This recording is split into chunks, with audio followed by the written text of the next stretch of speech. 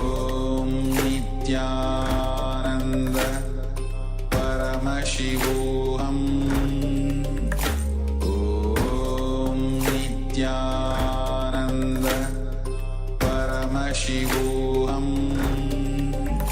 Om Nityananda Paramashivoham. Om Nityananda Paramashivoham. Om Nityananda Paramashivoham. Om Nityananda Paramashivoham. Om Nityananda Paramashivoham. Om Nityananda Paramashivoham. Om Nityananda Paramashivoham. Om Nityananda Paramashivoham. Om Nityananda Paramashivoham. Om Nityananda Paramashivoham. Om Nityananda Paramashivoham. Om Nityananda Paramashivoham. Om Nityananda Paramashivoham. Om Nityananda Paramashivoham. Om Nityananda Paramashivoham. Om Nityananda Paramashivoham. Om Nityananda Paramashivoham. Om Nityananda Paramashivoham.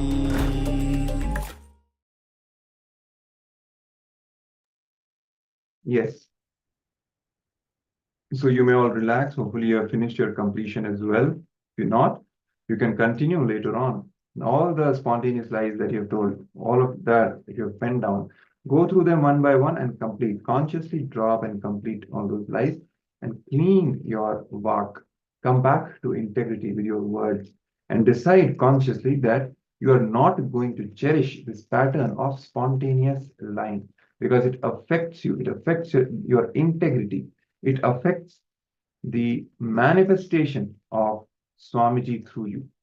Okay, so consciously declare and decide not to cherish this pattern of non-integrity, this pattern of spontaneous lying.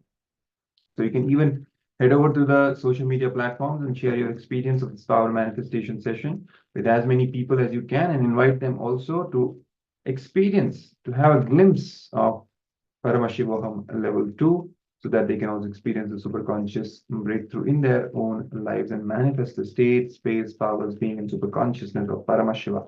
And not just that, you can enrich them to manifest Kailasa of Paramashiva as well. As now Kailasa is open for everyone. You can enrich others and invite them to become Kailasavasis. We'll be posting the Kailasavasi application link for all of you so that you can share it with as many people as you can on social media and invite them to become citizens of Kailasa.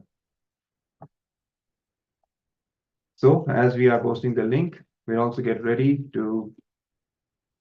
for the next segment. The next session is going to be a video by the Supreme Pontiff of Hinduism, where he will be sharing the higher truths and taking us to a deeper understanding of relationships. Going to be a video on question and answer session on relationships. So let's all come to the space of listening and watch this video.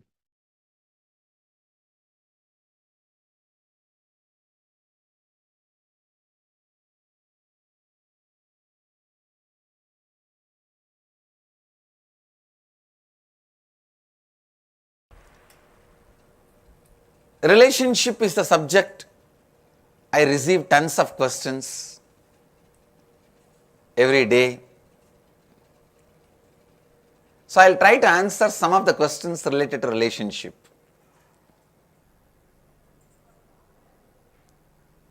People ask, how can I heal my broken relationship with my wife, husband, sibling, son, daughter? Listen. This is a straight answer I am giving you. Decide, however difficult it may look in the initial level, decide to have completion with yourself and completion with all the relationships in your life. Look in how the world, the actual happenings, facts have been twisted, manipulated, interpreted by the my world happenings. Listen, just see how the world, the real factual happenings were interpreted, manipulated in your world, and do this like an exercise. Sit and look in how the relationship with your spouse, with your sibling, with your son, with your daughter started getting incomplete, started getting broken. Look into those incompletions and pen down, internalize, whether it is because of the fact or because of your interpretations. I can very clearly tell, mostly, in a way, almost always, it is because of your interpretations. Have enough intelligence and patience to look into your interpretations, and how many times it is proved your interpretations wrong, how you hold them up. Look in and complete with that. Complete with that. Complete with that. And sit and openly talk to your spouse, sibling, son or daughter, with whoever you have a broken relationship. Sit and openly have a discussion with them. Talk to them. That's the only way you can heal the broken relationships. You can complete. Same way, people feel sometime someone they love is not communicating with them. They say, we have tried many times. How do I get them to talk to me? Please listen. First thing, the other person not communicating with you is nothing but he has closed the doors on you. At those moments, trying more and more times may lead to more and more incompletion. There is only two things which can heal deep wounded incompletions, deep wounds in relationships. One is time, another one is friendliness. Without communicating, you can continue to carry friendliness towards the person. Understand, whether you understand or not, believe it or not, ultimately, as truth, all of us are connected through this unifying consciousness. So when you carry friendliness, the other person will automatically respond, start reacting, even if you are not trying to communicate with that person. So wait, complete with yourself, allow time to heal, and the power of your completion, the way you carry the friendliness, will simply make the other person communicate with you, relate with you. Please understand, I am not talking something like miracle or taking a chance. I am talking about a science.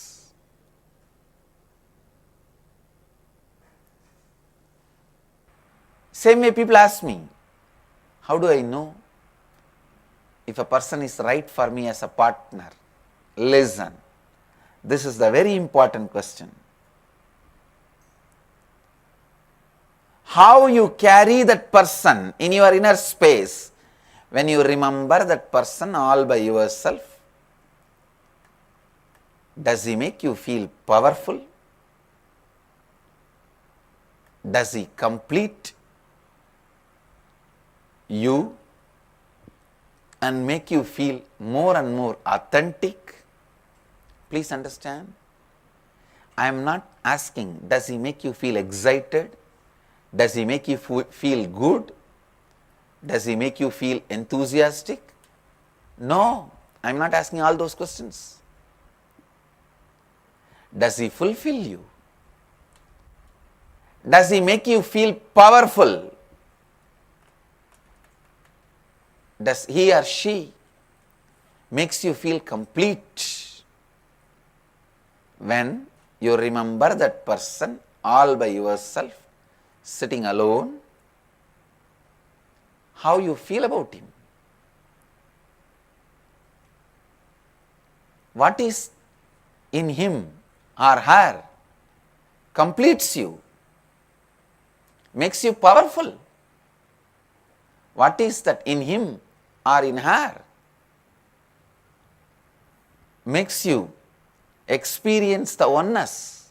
Look in anybody who makes you experience that oneness, feeling of non-duality,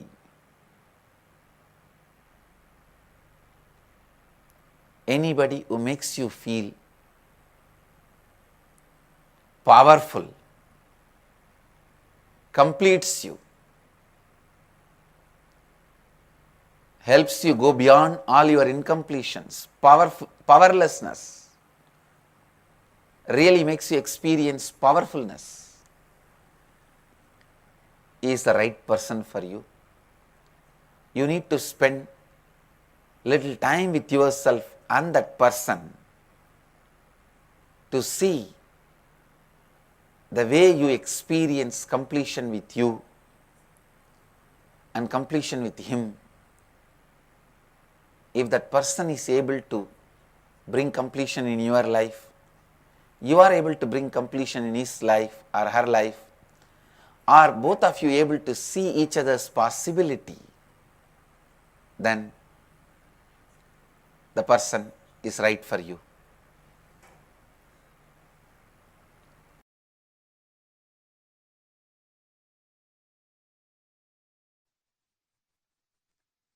I tell you,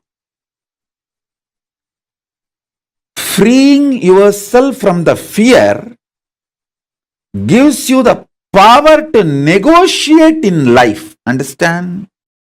Everything is negotiation in the life. Whether the decision you take, what time to wake up, how to wake up, what to use to brush your teeth, what to use to wash your body, everything is negotiation.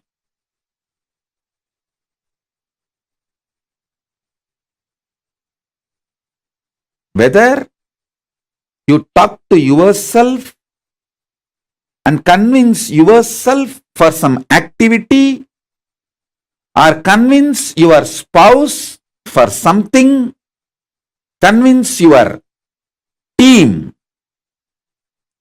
your boss, your subordinates, your assistants, everything is all about negotiation.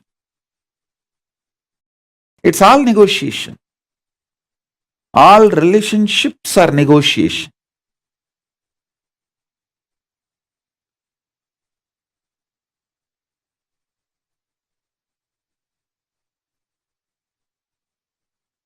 When your fear patterns melts away,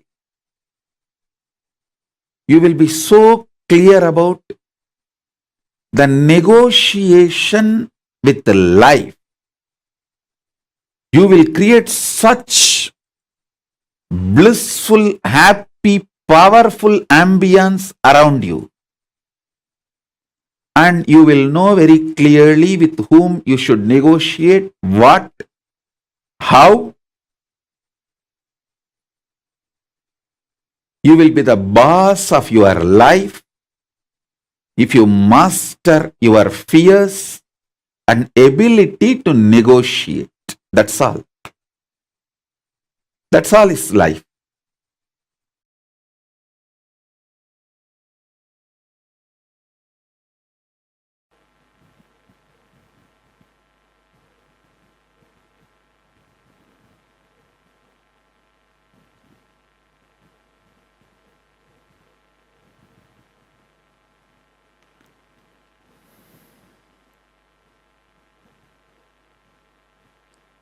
First,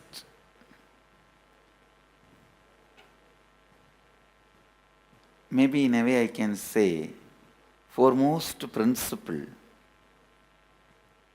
I wanted to share today, ability to constantly educate yourself through life.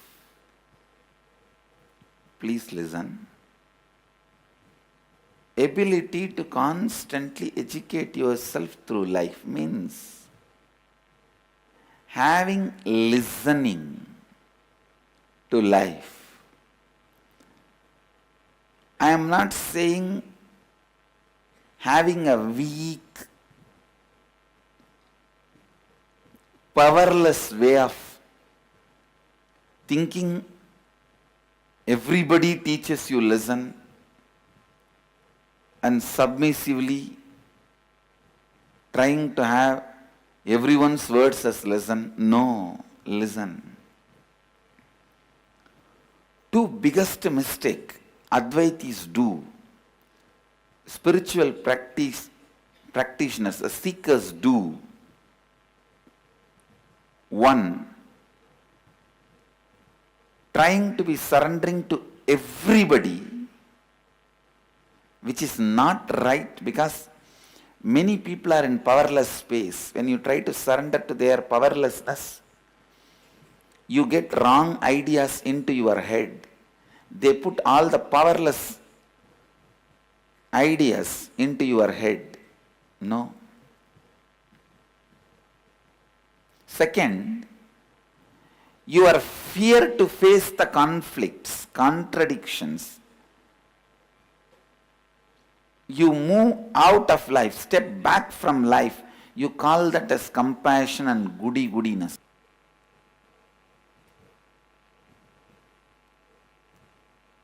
Fear of facing the conflicts and fear of facing the possibilities is one and the same. Fear of facing the conflicts and fear of facing the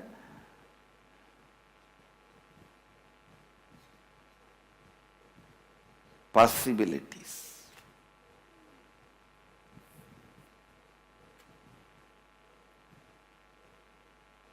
See, if you are intelligent, making wealth, making political success or social success,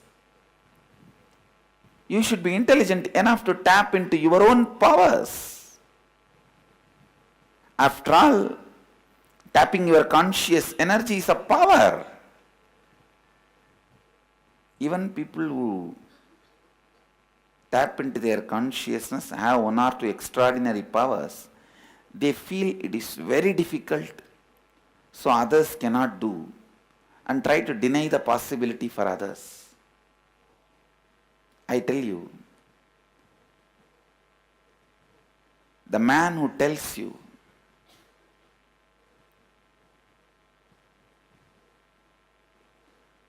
you can't have anything extraordinary is a criminal. He is denying your possibility. The man who tells only he can have the extraordinary powers, not you, is cunning. The man who tells he experienced it, he has it, you can have it, you can experience it, is enlightened being.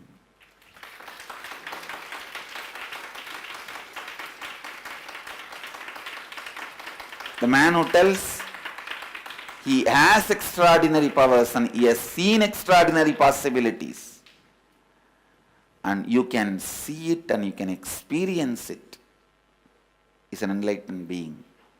The man who gives that extraordinary possibilities for every human being is an incarnation. Understand,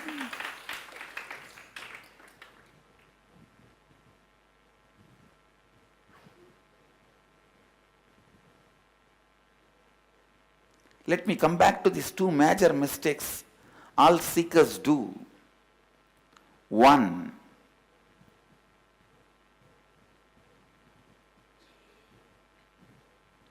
because of fear of facing the conflicts,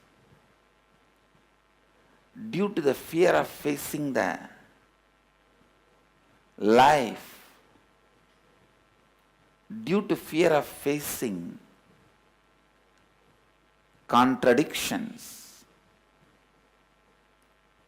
withdrawing in the name of compassion, withdrawal being named as compassion. No.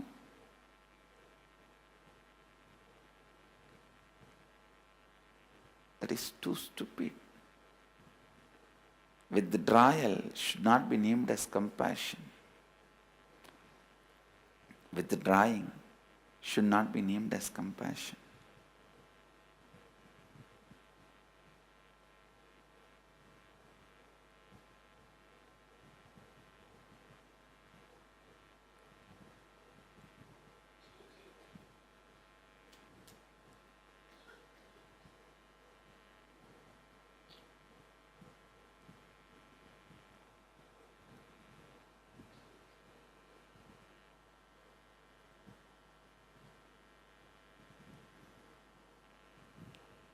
Second, don't surrender to powerlessness of others.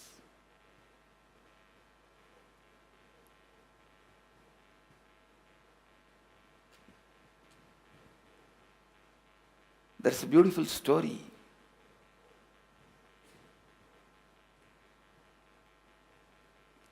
In Ramakrishna's life, Guru teaches the disciple everything is God, but before completes the lesson gives a break. The lesson is not yet complete. It is being taught. This disciple who learnt everything is God in halfway walks in the street and he sees a mad elephant. And a Mahut who is trying to control the elephant. The Mahut is screaming, all of you run away, run away.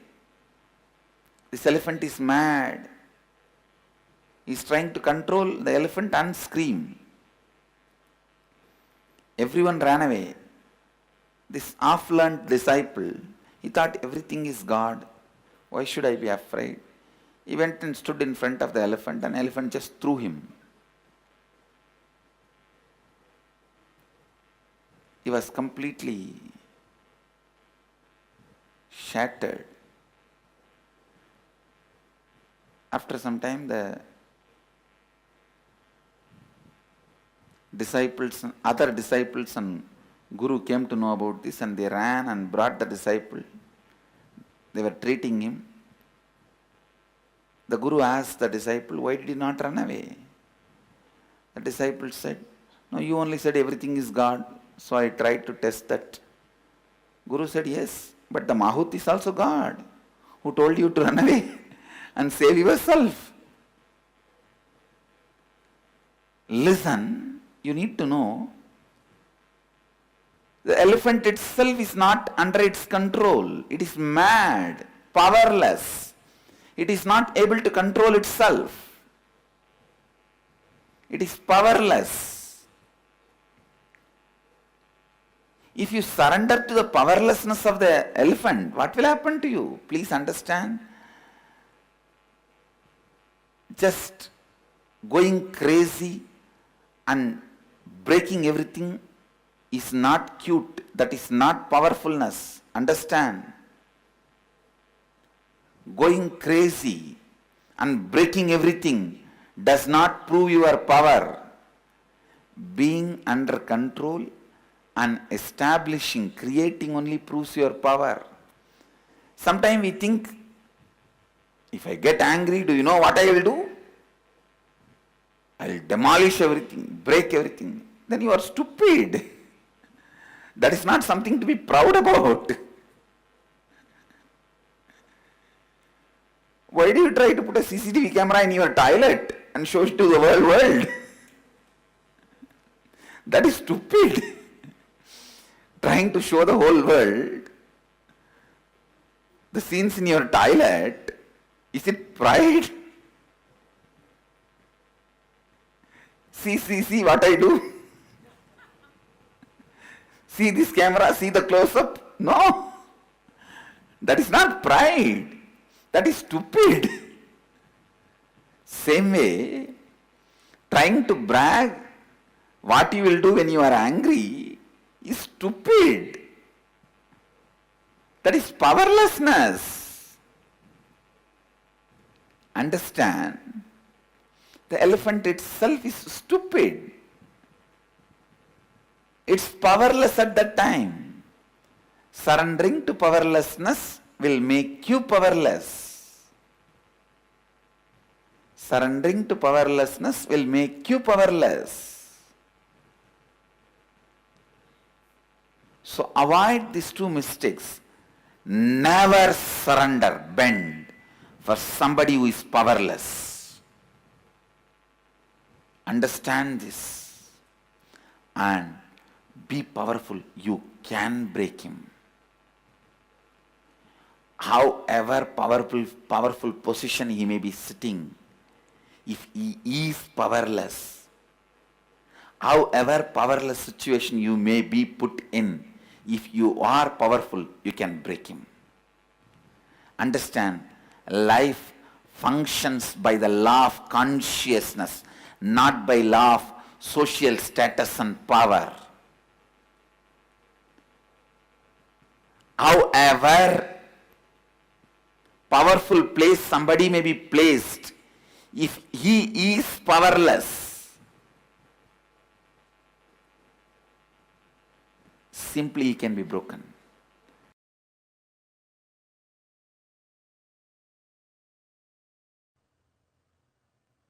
In Hindu marriage, there is no divorce. You can have everything, but no divorce. It's not that the wives were obedient and our husbands were arrogant. No. You see enough stories where women claim their rights and independence, freedom, power. Hinduism is the most feministic religion, I tell you. In Hinduism, not just religion, even the Hindu economy, Hindu social system, everything is feminist. The women-centered, everything is feminist. When time comes, I'll try to reveal more details about it. How the woman is the foundation of Hindu civilization. They formed the basis of Hindu civilization.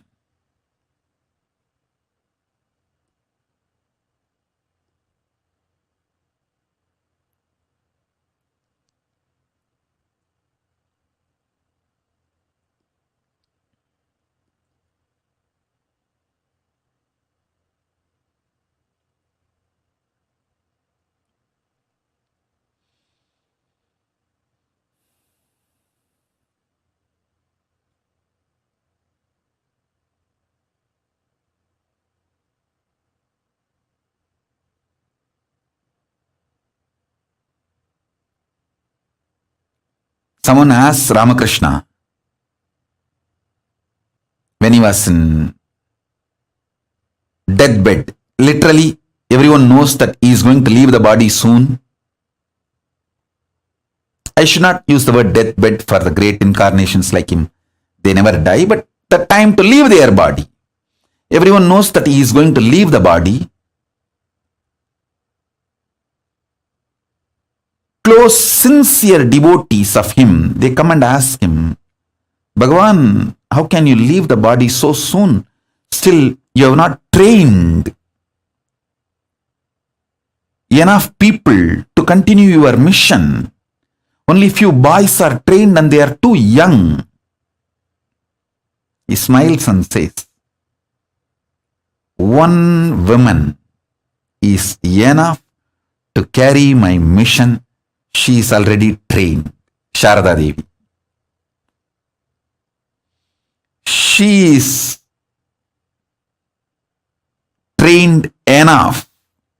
She will be the foundation from which this Ramakrishna Sampradaya, this whole civilization, revival will start.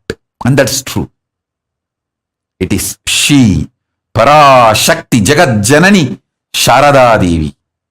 She formed the foundation for this whole Ramakrishna Sampradaya to flower. I tell you,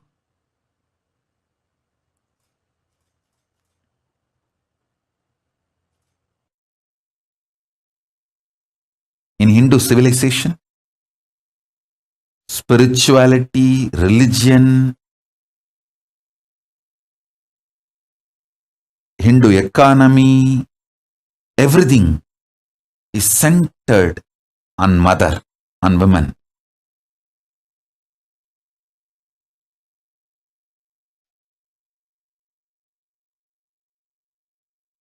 Everything is okay as long as you are clear. Marriage cannot be broken. The relationship cannot be broken. When you are clear about that, all ups and downs becomes navarasa, taste of life.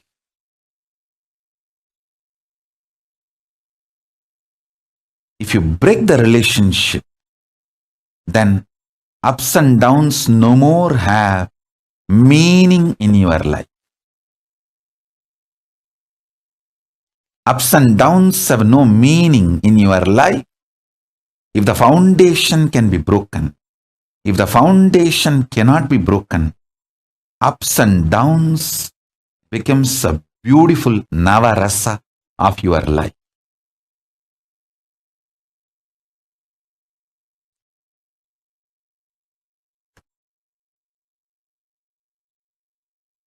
If you are able to see me, hear me, please wave your hands.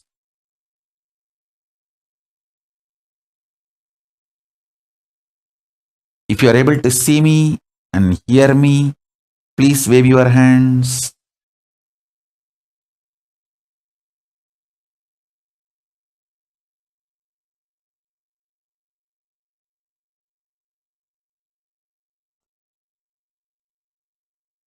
If you are able to see me and hear me, please, yes, great.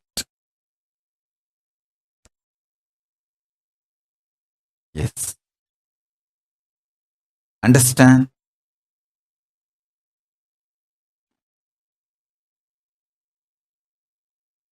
The foundation should not be shaken. That's all. It is so unfortunate that divorce has gone to the extreme in many non-Hindu civilizations. I read an article in US. Someone went to the court and got divorce from his own father. And the court granted the divorce from the father-son relationship. Father-son or father-daughter relationship, whatever. The divorce is being taken to the next level, extremes. I tell you,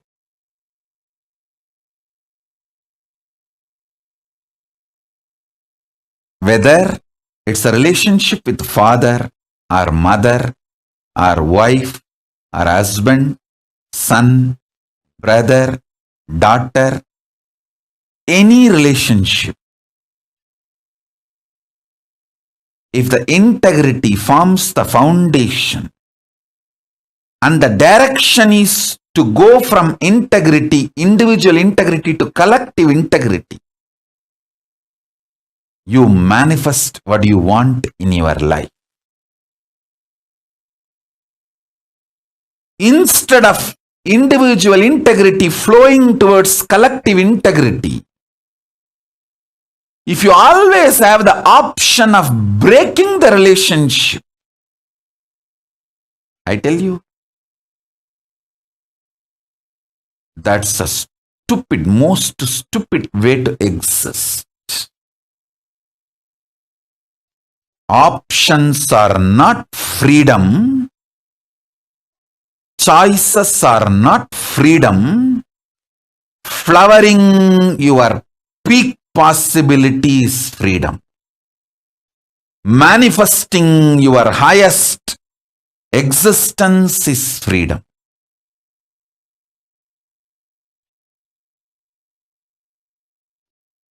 The cosmic definition of freedom is manifesting the highest existence, not just options and choices.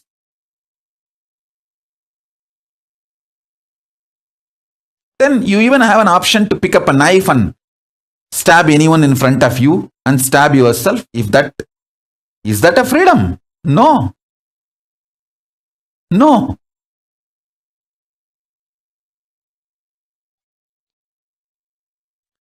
Choices and options are not freedom.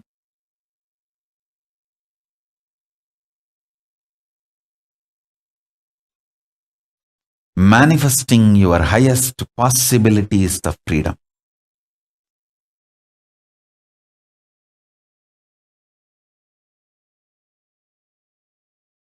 You can see in my life, I will tirelessly train everyone, but I will never give up on anyone, because consciousness is the source material out of which Paramashiva manifests himself. Each one of you are consciousness.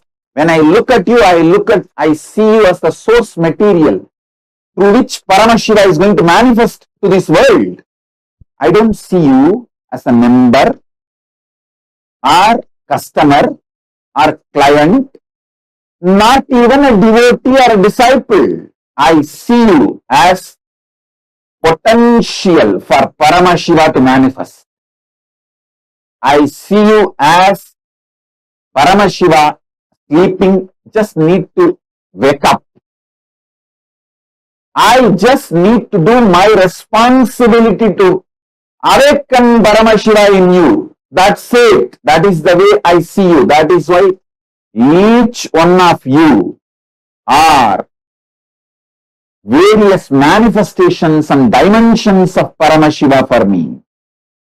Listen, if you adopt the same strategy in your life, your stupid anger, your stupid powerlessness will not make you lose people and relationships in your life.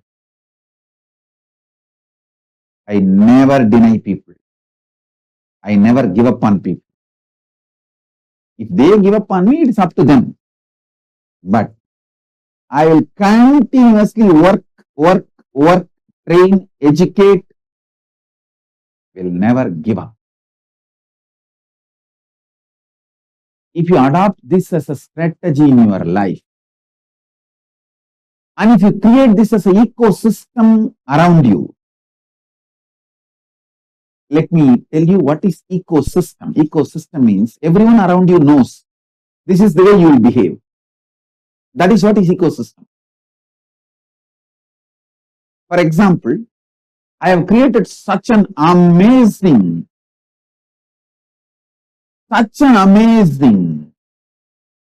enlightenment ecosystem. Even if you ask a Gurukul kid or the dog in running around in Bidadi campus or cow in Goshala in Bidadi campus, just ask them solution for any problem. Simply they know how I will respond, how I will solve any problem. They just know the fundamental truths of enlightenment science, and problems can be solved only based on this enlightenment science fundamental truths: integrity, authenticity, responsibility, enriching, causing. That's all is the solution. Whether we adopt or not, how to adopt, what is the easiest, best way to adopt, all that will be discussed further. But everyone knows this is the basic truth.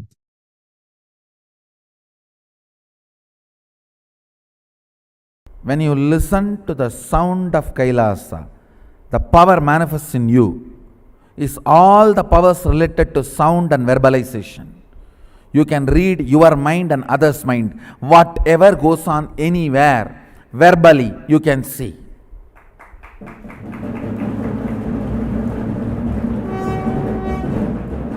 Not only in you, in anybody, anywhere. What goes on inside them, the verbalization, you can directly see.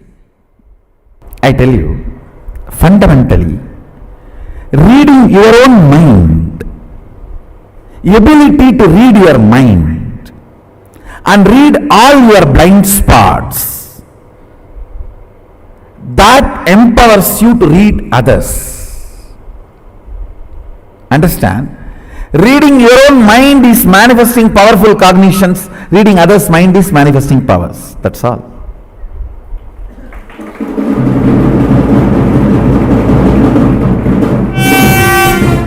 How many of you are successfully able to do? Raise your hand. Wow. What a percentage. Keep the hands up and just look around. All of you look around. And one more thing. When you read others' mind, it is not that you are exploiting, cheating or doing anything wrong. You will make, actually by reading their mind and informing them, you will make them understand many of the blind spots which they are not able to discover on their own. It is one of the very big spiritual support you are doing. A very big spiritual support you are rendering. See, many times we are not ferocious with ourselves. We just try to be in the slumber of blind spots. Cozy, cute, ooh. When others read that spot and expose that to you, you wake up and you can become ferocious with yourself. It's wonderful. Such large number is able to manifest the powers. Now let's experience Kailasha's length, breadth, depth, time, space.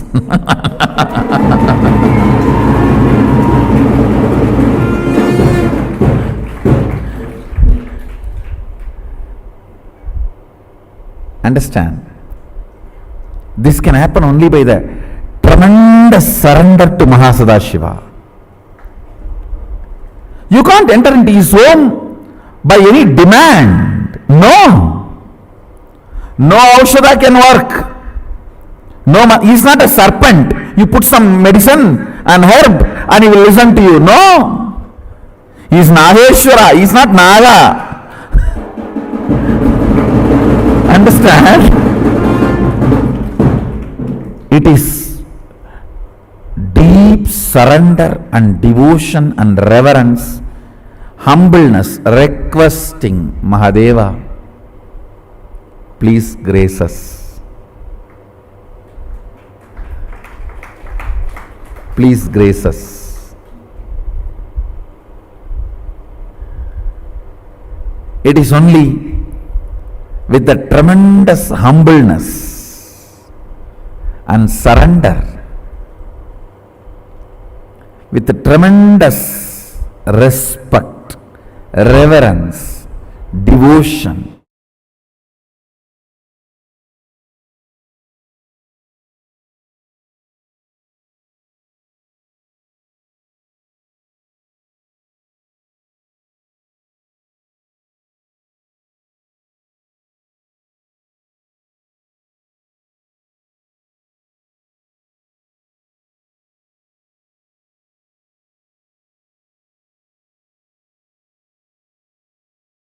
Nityanand परमशिवोऽहम्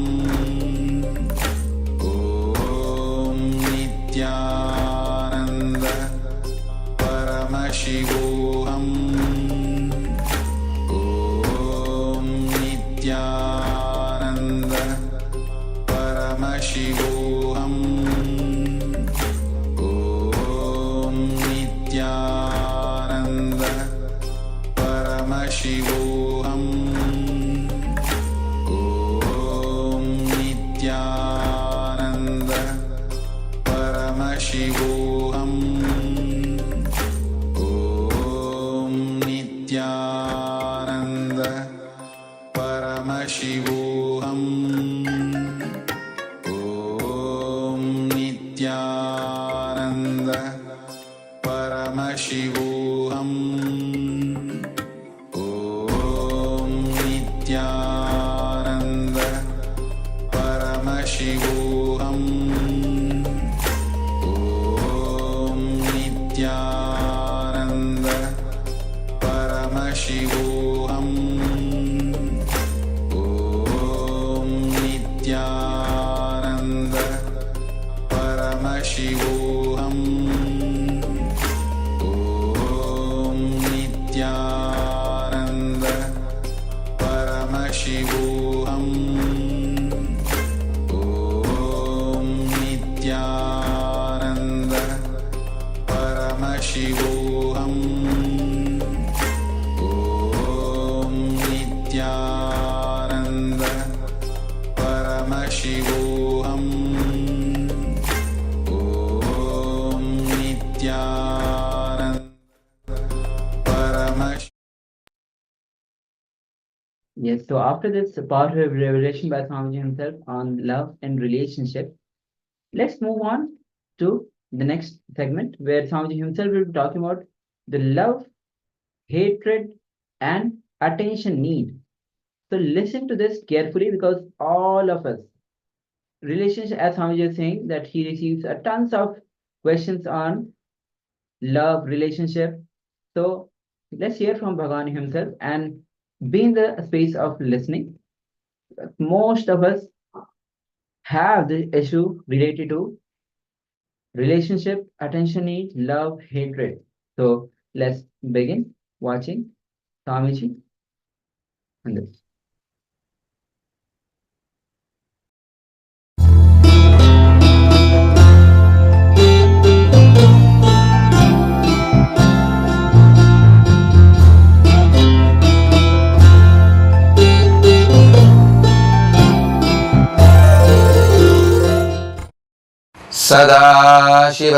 सदाशिवसमारम्भाम् शङ्कराचार्यमध्यमाम् अस्मदाचार्यपर्यन्ताम् वन्दे गुरुपरम्पराम्.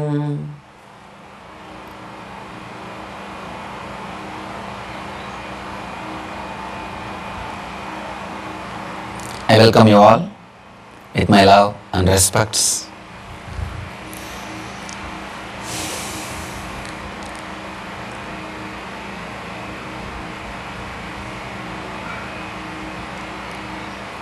Love is today's subject.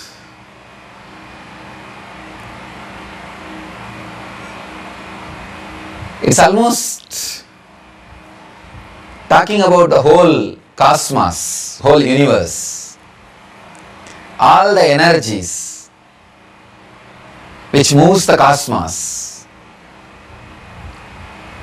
the very force, very life, very energy which is cosmos can be called as love.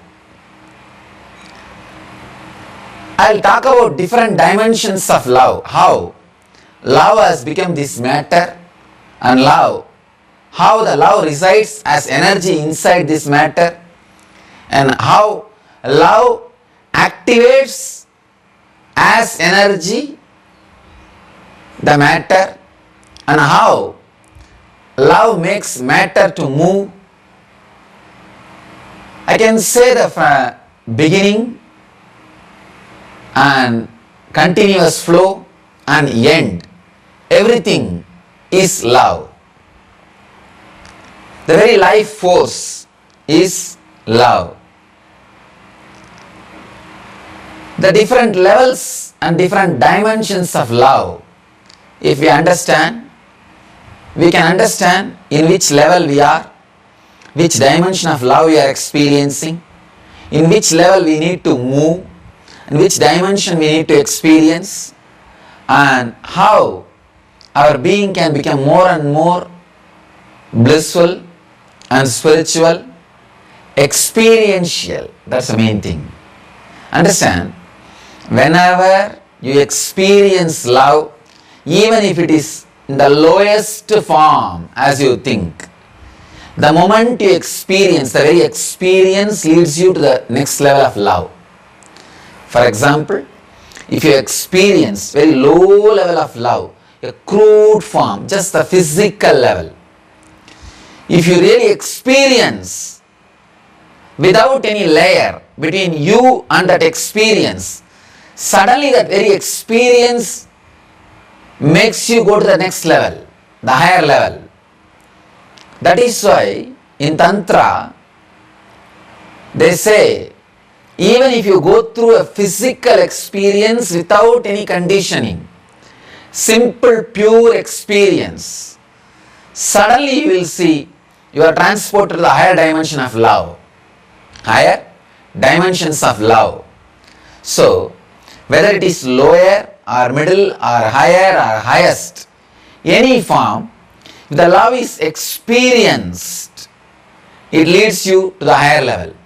But without experiencing, if you are just intellectualizing, just going on thinking, even if you are thinking about the highest form of love, just thinking will not make you experience. So, that is why I feel more comfortable to say love is God than Prajnanam Brahma. Prajnanam Brahma means the knowledge, consciousness, that is God. Both mean same. When you say whether love is God or consciousness is God, both mean same. But the word love is God can be more applied in your life. The word love is God is not just a declaration, it is a technique also. If you start experiencing love, even in the lowest form, directly, it will lead you to the higher and higher and higher spaces. If you are only intellectualizing, conceptualizing, thinking about the love even in the highest form, it won't be leading you anywhere.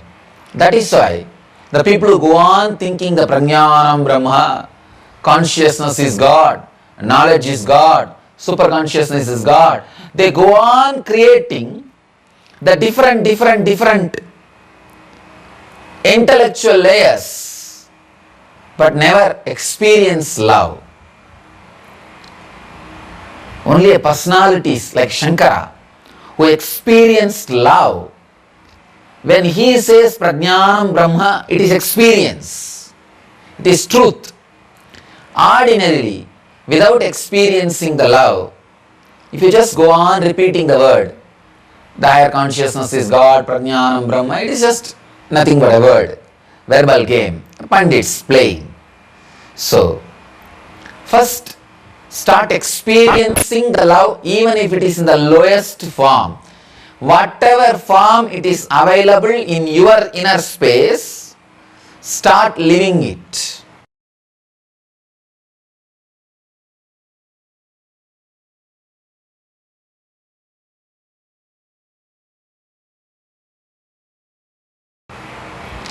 The big problem is we have too much of conditionings, our own layers, which makes us insensitive to the love.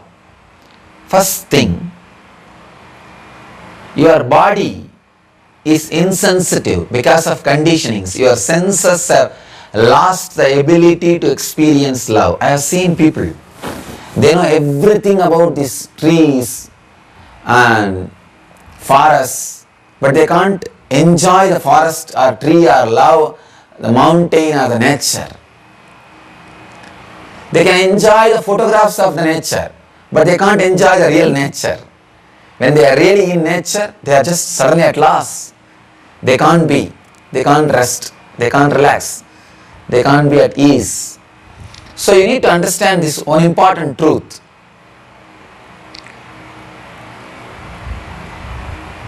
The superconscious energy sucks you to its zone wherever, whenever, however you purely experience the experience. Any experience, when it is purely experienced, the experiencer is sucked into the superconsciousness.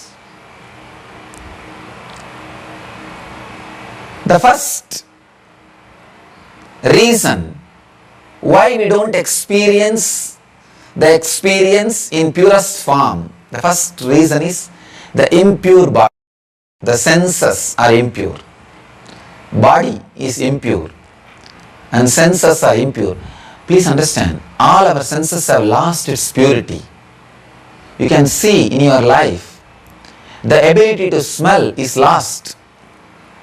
How the animals have the ability to see in the night is lost. See, human system is the best system which has all possible intelligence put together.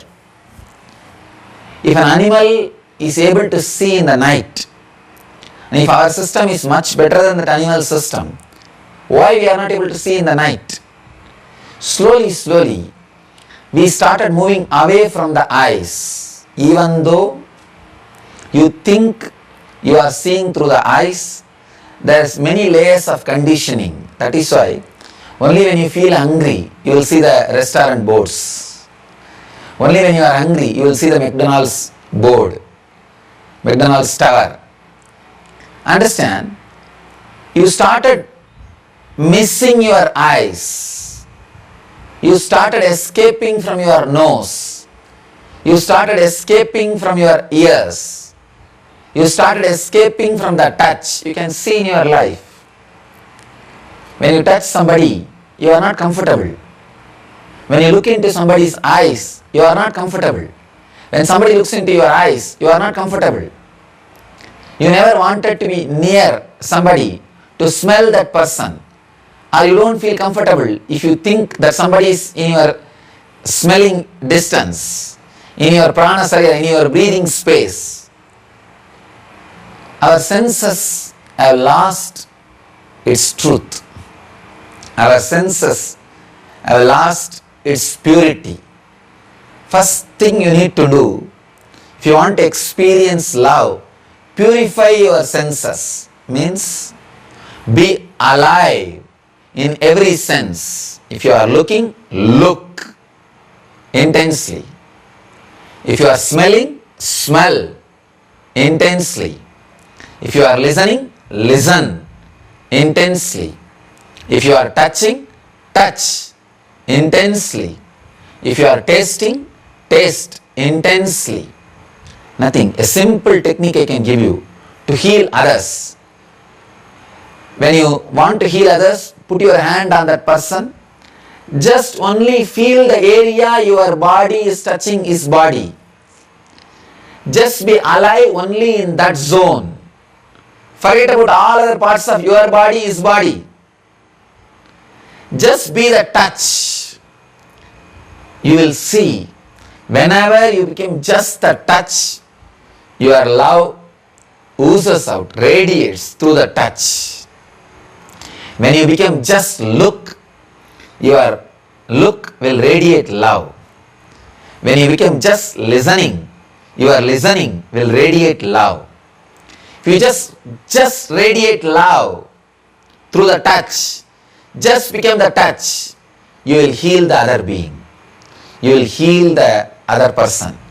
You will radiate love. You will just radiate life. So the first thing you need to do is purify your senses. Understand? If your senses are purified, you will experience love directly. The important obstruction will be removed.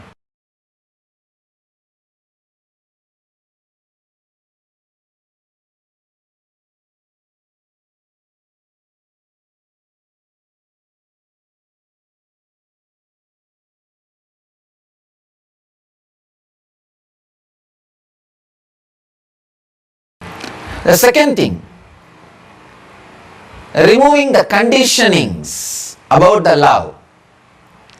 Either you are taught, if you love, you will be caught in bondage, or if you love, it will lead to suffering. What was the formula taught to you about love? That is a very major important thing. How your love is going to end. Please understand. If you are taught right formulas about love, you will not have conditioning. If you are taught wrong formulas about love, that very wrong formulas will not allow you to relax in love. I have seen many people. They can't relax in love. They are not comfortable with love. So much of fear about love. So much of fear about love. They can't get into love. They can't relax into love. So much of fear. They'll think, oh, I don't know what will happen to this love, how it will end, will it end in a wrong way, will this person also cheat me. If you are made to believe very clearly that all your love will end in pain, it will end in pain. You will be waiting to end it in pain. Because whatever you believe, you want to make it as reality and see it. Please understand. Your personality is such, whatever you strongly believe, you will make it as reality. So, if you are strongly believing love is going to lead to pain, you will see it leads to pain. It will lead you to pain, otherwise you will not feel comfortable. I have seen when media believes something, they will try to prove it. They will force it on everybody to make people believe it. It's almost like an intellectual abuse people go through. The big problem with our life is we also do the same thing to ourselves. When we start believing some truths, some ideas, we force that on our life. We force that on our life. So, conditioning needs to be removed about the life, about the love. Then you will experience the pure love directly. Do not have the conditioning, your love will lead to suffering or your love will lead to joy. Just be simple, straight. Let me see to what it leads. Let me see to what it takes me. So when the love happens in you, just be a pure love. That is why I am saying, the ability to live in utter insecurity, to go with the love, to go with the flow of the love, makes you experience the real love, real life. Please understand, even if you are attached to life too much, you will not be able to love completely. The love will not be an experience in you. I have seen people, when they are attached to the particular secure way of life, they kill love in them. They decide, no, if I say yes to love, this secure life is in danger. Love is wilderness. Sometimes when it comes, it really happens in you like a wildfire. It happens in you like a wildfire. When you enter into that wildfire, even if you experience an ordinary hormonal way, a lust, suddenly you will see that lust gets burnt. See, there's a beautiful sutra in Bhagavad Gita, Brahmarpanam Brahmahavihi, Brahmagnau Brahmanahuti. See, When the real love happens in you, even your hormonal feelings, lust, when it comes along with the love, pour it in that pure love. Even the hormonal torture, the ordinary sex, the need for ordinary physical pleasure, when it is poured into the love, it will be purified.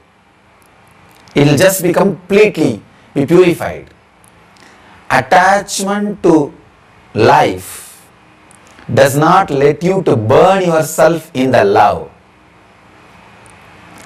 The pure love takes you beyond life and death. I can say pure love is Jivan Mukti, living enlightenment.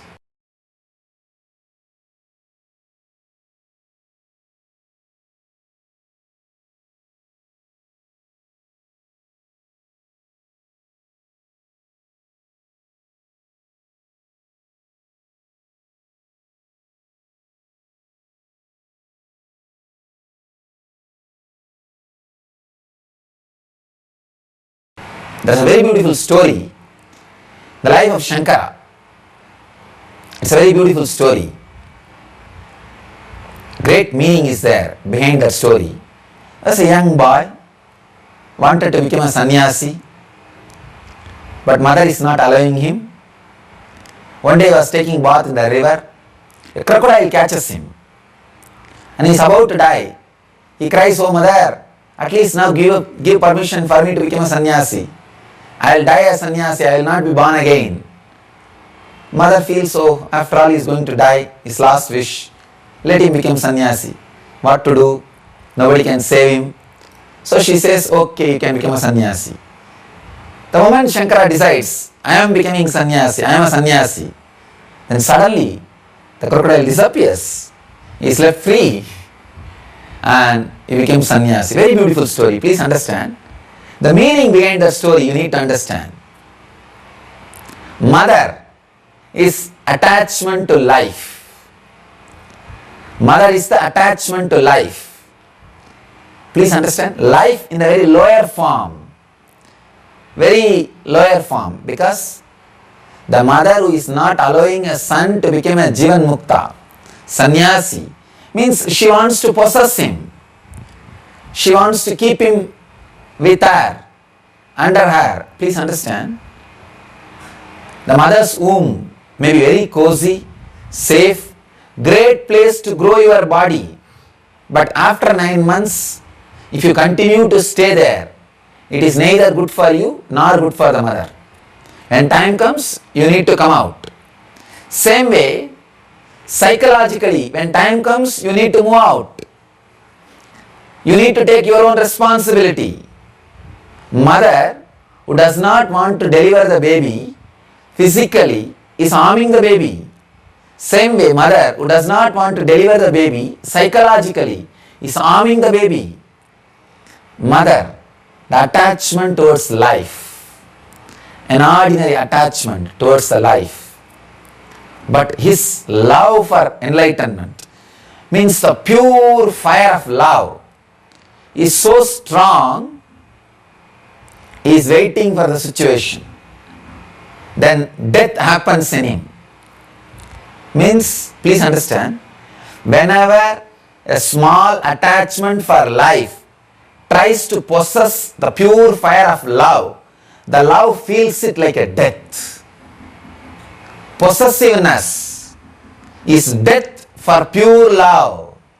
When somebody tries to possess the pure love feels it like a death. That is why, whenever you try to catch the bliss, try to possess bliss, your hands will be empty. Beautiful breeze. If your hands are open, it will be on your body. Try to catch the breeze, you will have only empty hand. The possessiveness makes love feel like a death. That is what is that crocodile. Crocodile and the mother are both one and the same. Two different dimensions. The pure love feels the attachment to the small life as death. Then when both are in front, The pure love says, both of you now decide who want to have me. Either the death can have me or attachment to life can have me. Both are actually one and the same. If the attachment to life, if the possessiveness takes over the love is dead. So if the possessiveness is taken over, if the possessiveness takes over the love, if the love is taken over by the possessiveness, it is death. So Shankara says, at least in death, allow me to be as I am. He requests the possessiveness. He requests the attachment to life. Suddenly attachment to life understands, yes, I am destroying him. Anyhow, if I stay with him, he will be destroyed. Let me move out. Let me relax. Let me settle down. Please understand, whenever you possess your lover, you are killing the love in him or her. You are reducing that person to an ordinary person. The joy which you had around him or her will simply disappear. Possessiveness reduces beings into matter. When the attachment to life understands, if it continues to possess love, pure life, it will reduce that into the death. It relaxes. Let's go. When the possessiveness is gone, death also has gone. The life, the love achieves enlightenment. That's the significance, meaning behind this beautiful story. Understand? It's a very beautiful story. Just see, when mother says, all right, you can become sannyasi, I will lose my possessiveness over you, I give you the freedom. Suddenly death disappears. Crocodile is not there. Death is not there. When you take the possessiveness away from the love, suddenly love becomes enlightenment. When you take your conditionings away from the love, love becomes enlightenment. If you have any conditioning about love, love will lead to lust, or love will lead to suffering, or love will lead to joy, love will lead to bliss, love will lead to pain. Even if you have the conditioning, love will lead me to God, drop everything. Drop all conditionings. The first level you will see, love will lead to joy. That is the Muladhara level. Next, love will lead to safety, security. That is the Swadhisthana level. Love will lead to peace. That is the Manipura level. Worry-free life. That is the Manipura level. Love will lead to more and more love, energy. That is the Anahata level. Love will lead to bliss. That is the Anya level. Love will lead me to God. That is the Sahasrara level. But all seven are conditionings. Drop all seven. Love will not lead you to God. Love is God. The moment possessiveness, attachment for life is lost, death is lost, love is enlightenment. Love is God. As long as you think, even the idea love will lead you to God, it will not. You are caught. So drop all conditionings about love, all statements about love. Make your body ready, pure to experience love in any form it happens in you. First thing, make your mind ready to experience love without any conditioning as it happens to you. You will see love is God. Love is enlightenment. Love is Jivan Mukti. Thank you.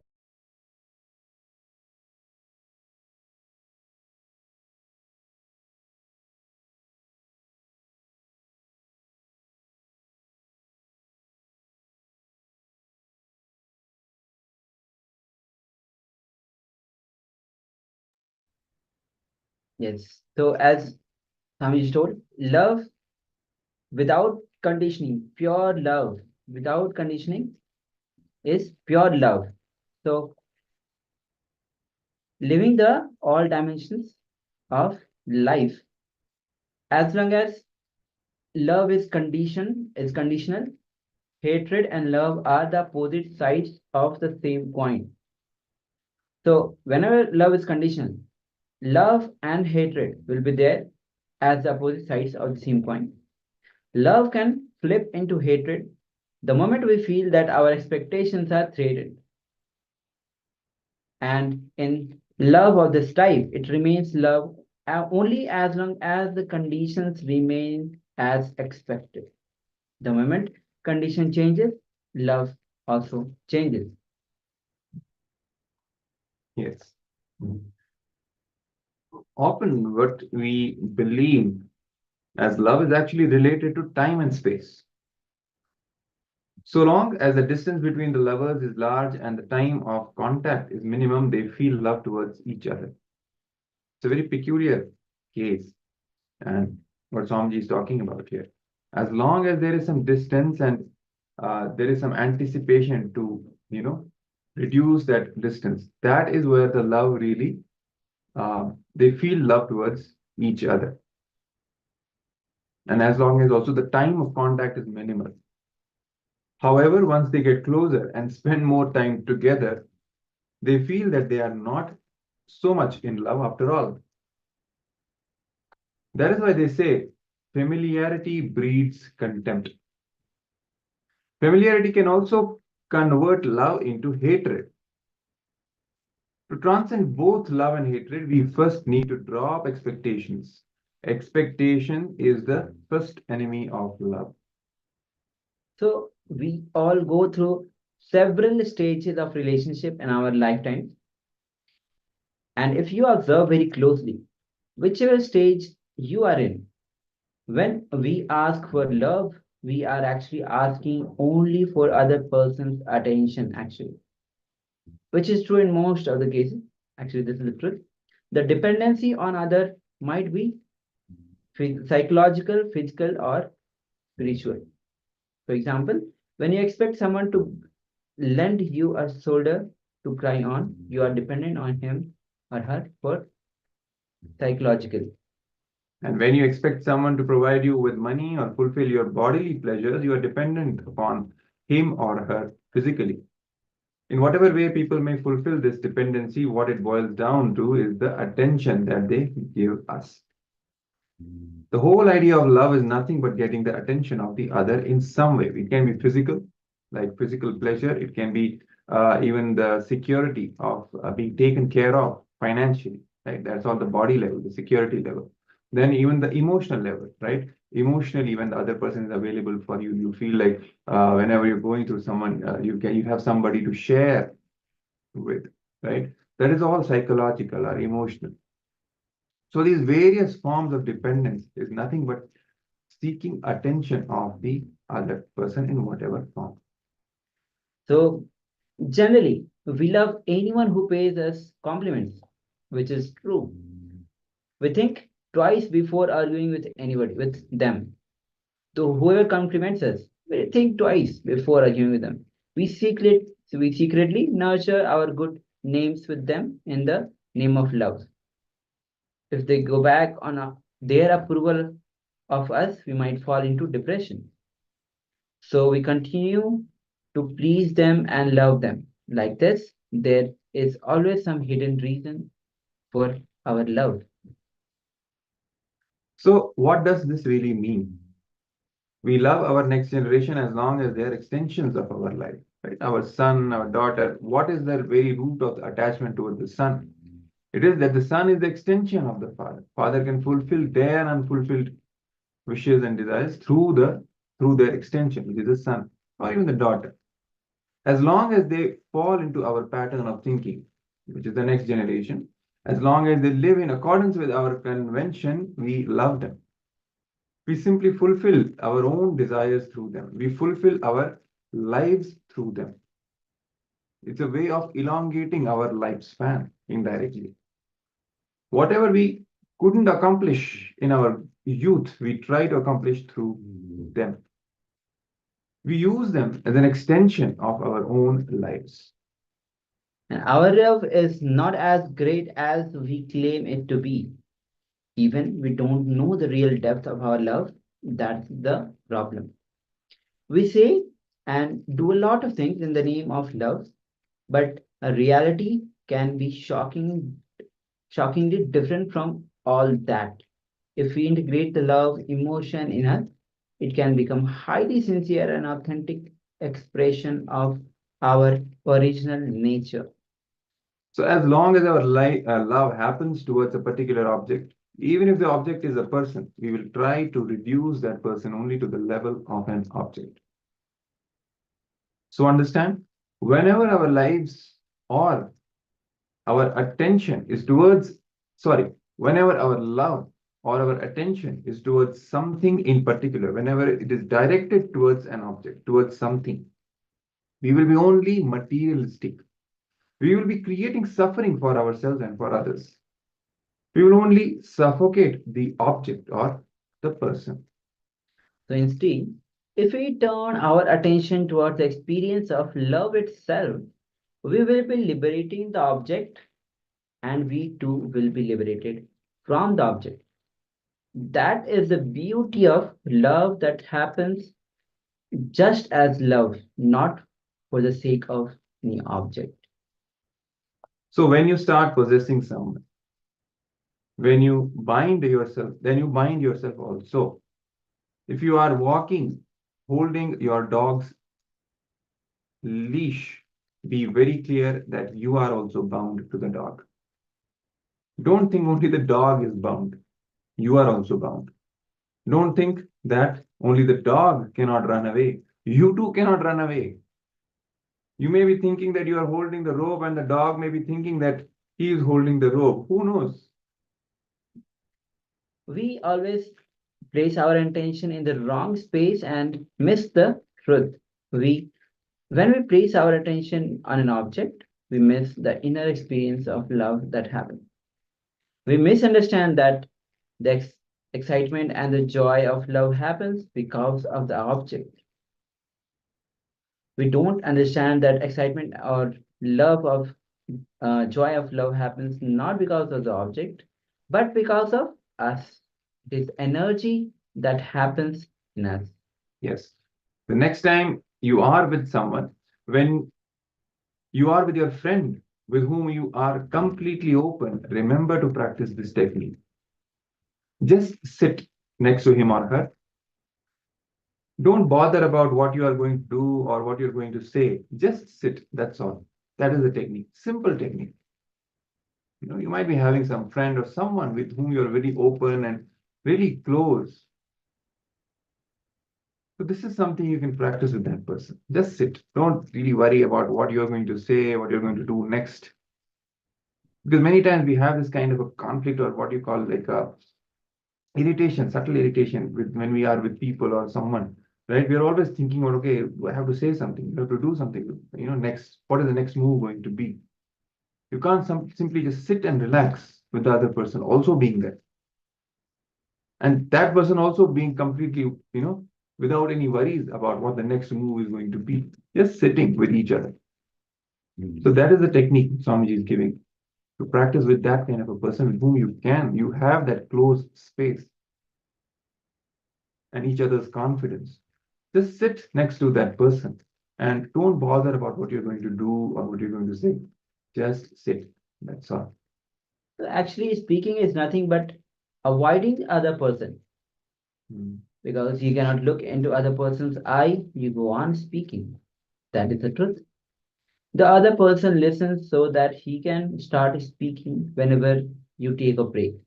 If a person is listening to you, it means that he is either thinking of something else or he's preparing for his turn. He sits there so that he can start once you finish. So this is again pointing to that irritation, that restlessness within. Even if the person is listening, not saying anything, he's only waiting to start once you are finishing. So there is no settling kind of a space inside that passivity. The big problem is that you never sit in a relaxed way Either you are driven by greed, meaning you are in a hurry to say or do something, or you don't know what you're going, what you are doing, and so you are caught with fear. You just try to finish your job and escape. Either you are in greed or you're in fear, but for now, just relax. Be neither in fear nor in greed. Yes. So just sit in the present. Just feel other person's presence. Accept other person as he or she is, as that being is, and feel what happens inside you. Try this for a few days. Suddenly, you will see that you will experience a different space itself, one you have never before experienced in your life itself. Yes, very, very significant aspect of Swami revealing here. Acceptance, total acceptance of the other. When love happens as causeless overflowing, you simply liberate yourself and the other person from your own attachment and possessiveness. Because possessiveness, as you know it, binds not only the other person but you as well. So it tortures the other person as well as you. Real love simply liberates both of you. It gives freedom to you and to the other person. So after this beautiful session by the Supreme Pontiff of Hinduism, let us do a short internalization exercise so that we can assimilate all the truths, all the powerful cognitions that were revealed by Swamiji in this segment on love, hatred, and attention need. Just a short recap before we start with the exercise. We misunderstand that the excitement and the joy of love happens because of the object. We don't understand that the excitement or the joy of love happens not because of the object, but because of us. That source of excitement is not in the other object. It is inside us, within us. It is an energy that happens in us.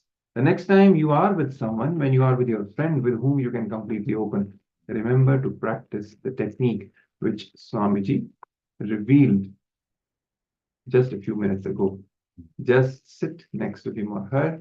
Don't bother about what you're going to do or say. Just sit. That's all. That is the technique. So do this technique now with the Atma Murti or the photograph of Swamiji. Okay, that is what we are going to do next. Sit in front of Swamiji's Atma Murti or any other picture if you don't have an Atma Murti. Just feel Swamiji's presence. Just feel his presence as if he's there, literally there with you. Accept the Master as he is, as his being is, and feel what happens inside you. Complete acceptance of him as he is and as his being is, and then feeling what happens inside you. Suddenly you will see that you experience a different space that you had never experienced before in your life.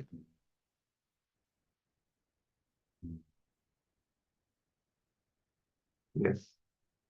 So let's do this technique now, this process now.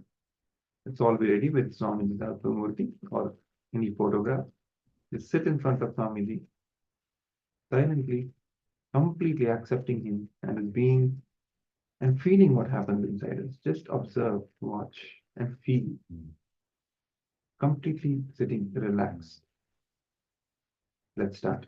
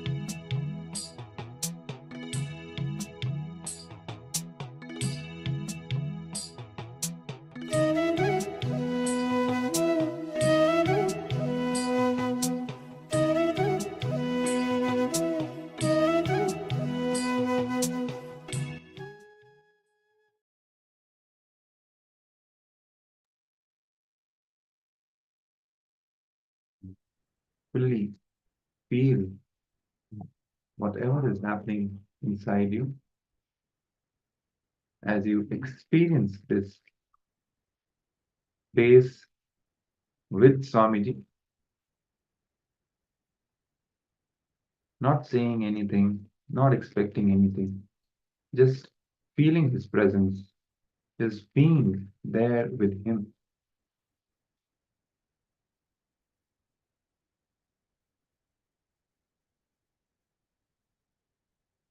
So now, let's all become aware about our surroundings, breathing deeply.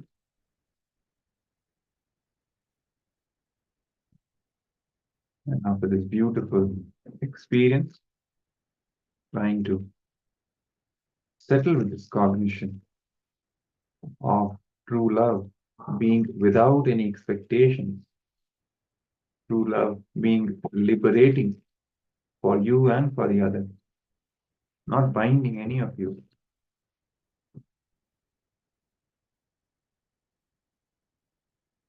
We will now be closing today's Paramashivoham Level-2. Tomorrow we have another exciting, interesting series of sessions lined up for all of you, dealing with another beautiful aspect of our life, bringing powerfulness, completion into that aspect, infusing consciousness in our very being, and making us manifest powers with Swamiji's initiation during the live darshan. And tomorrow again, the day will start with Kailasa's Nityananda Yoga, Dvitiya Vinyasa Karma, 3-hour intense yoga session. So we invite all of you to be there on time. Integrity with time makes you enlightened, as Swamiji has revealed. So we request all of you to be there on time and do the yoga intensely and authentically, so that you are receptive to all the powerful cognitions and initiations throughout the day. So let's all now close this day with the Purna Mantra, folding our hands in the Atmanjali Mudra, expressing deep gratitude towards Swamiji, declaring our complete completion. Let's chant. Om Purnamada Purnamidam Purnat Purnamudachyate Purnasya Purnamadaya Purnamevavashishyate Om Shanti Shanti Shanti Hari Om Tat Sat Sarvam Bhagavad Shri Nityananda Paramashiva Padukarpanamastu Om Nityanandam. Thank you.